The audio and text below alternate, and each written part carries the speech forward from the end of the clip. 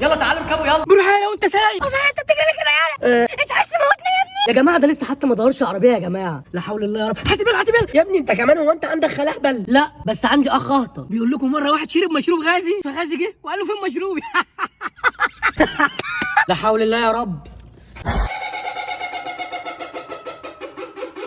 ايه ده؟ هي كده يعني ما بتدورش؟ لا بتضحك على النكته اللي ابويا قالها. ولا انت هتسوق انت ولا اجي اسوق انا؟ لا لا والنبي مش عاوز اموت يا بابا. لا قصدك انا ما بعرفش اسوق؟ طب انزل بقى. بتعرف ابوس ايدك خلاص. انا لسه في عز شبابي. ما تمشيش ورا الست اللي بالعربيه دي. اه يا ابني ما تمشيش ورا الستات، اوعى تمشي وراهم في يوم من الايام. قصدك ايه؟ امال ما بيمشوا ورا الستات يعني ايه؟ اكيد ما يقصدش حاجه يا ماما، هو بيلقح عليكي بس. اللي قدامكم ده مشي ورايا ورا كلامي 30 سنه جواز. قصدك اني بمشي ورا كامل حريم؟ اه. طب لو ما سكتيش بقى هيبقوا كفايه 30 سنه دول وهطلع حالك. مش ساكت. قلت لك اسكتي. مش ساكت. بقول لك ايه؟ بقول لك اسكتي. انا اصلا مجنون. بقول لك مجنون. النبي العربيه هتتكسر، انزلوا اتخانقوا. ما ينفعش